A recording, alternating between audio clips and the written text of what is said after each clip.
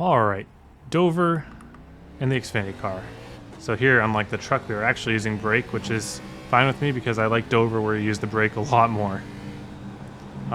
57, I don't love going below it in general, so I think 57 should be completely fine. I think this can be a first lap hot lap, so we're going to try it, but we're also just going to run 2 laps. So I'm just going to get a big, wide exit here, try to carry as much speed as possible. That's a good run up. Dive down early, stick it to the bottom with the brake, get back on the throttle as early as we can, try to get an angle back down the hill before sliding back up. A little bit loose there. Did not love how loose I got there. Same thing here. Stick it to the bottom. Try to get an angle back down. Gonna get really loose on exit 4 usually. Not quite as much of a run here. Exit entered a little bit high, but this should stable up our entry for exit here. Definitely more stable, but not quite as fast.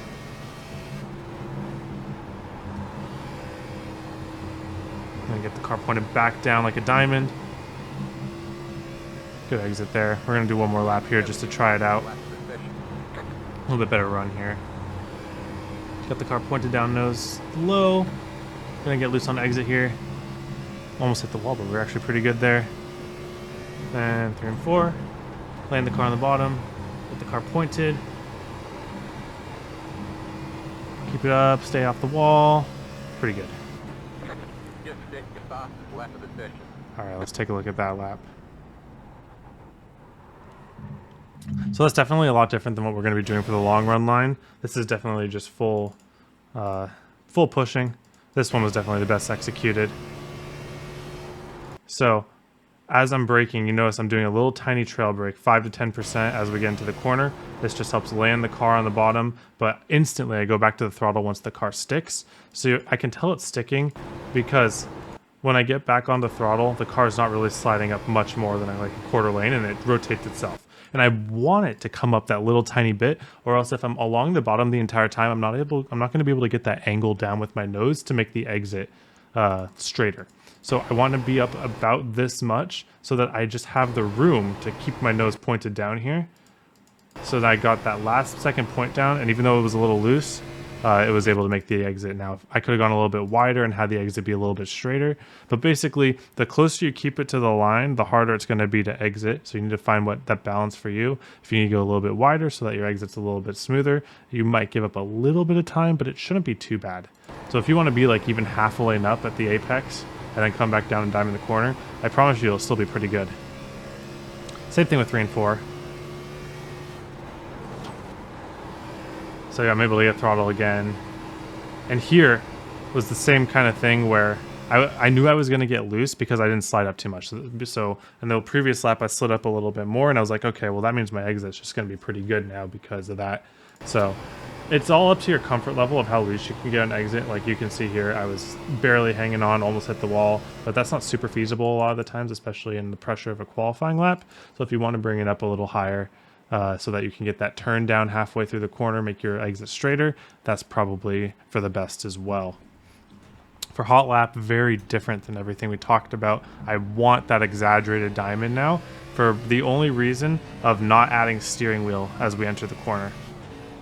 So people, when they drive Dover, they destroy their tires more than they need to because they add steering wheel once they enter the corner. So like they get into here and then they use the steering wheel to turn the car back down the hill. And that is what you don't want to do because that just destroys really both your tires. What you want to do is use the brake to accomplish this. So I get into the corner, use my brake to turn the car, and even though it's a little bit slower, that's okay because what are the people behind me going to do about it?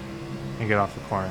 And this just saves so much tire. So we land the corner, ride the brake all the way to the top of the diamond, and back to the throttle.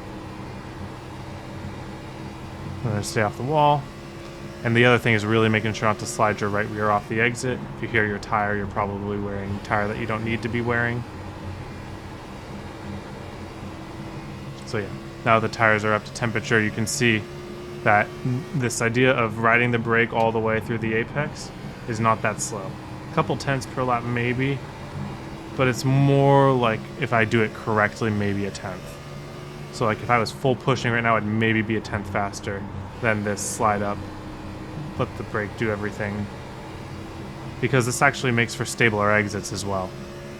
So what people are going to be doing is they're either going to be pushing the bottom, or they're going to be doing a line where they diamond and they're using too much steering wheel, and after about 20 laps of this, they just go away. Like, it's just not even close on tires. And then the people who are able to just hold their steering wheel and drag the brake through the apex, those are the people that are going to have tons of tire left, and they're just going to make the easiest passes of their lives, pretty much.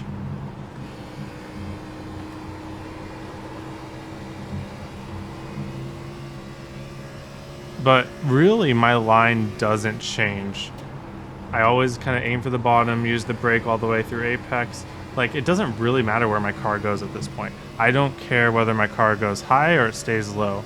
I just want to get on the brake, just keep my steering wheel straight as I can, and then just brake through the apex and then throttle off the corner.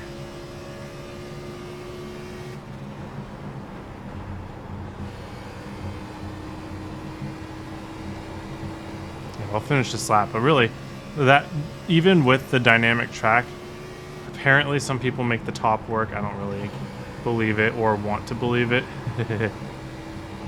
but I really do believe in that line pretty much the entire race. Even when it slicks off, you might have to do a little bit of avoiding the slick parts, but that shape where you don't turn the steering wheel until you get to your apex, that's what you're looking for. And you see here, really good on the right front, and then right rear is not optimal, probably because I slid 1 or 2 times. But thank you all for watching. Hope you have a wonderful day, and I hope to see you all on the track.